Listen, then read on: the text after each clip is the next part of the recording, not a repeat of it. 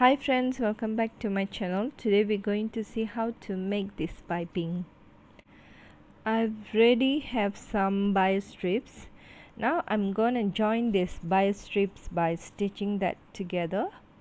First I'm placing that both right side facing together in a 90-degree angle, and I'm gonna stitch that corner diagonally.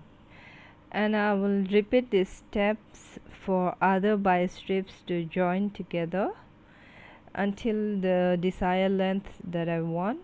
Then trim off that unwanted fabric, and when we open up and see, we will be getting something like this, long bias strips. Now I'm going to have this cording and a zipper foot. If you have a cording foot, that will be better. Now the bias strips wrong side facing me, and I'm placing the cord in the middle of the fabric and fold in half, and I'm going to give a straight stitching along closer to the cording but not too close, and try to keep the stitching as straight as you can.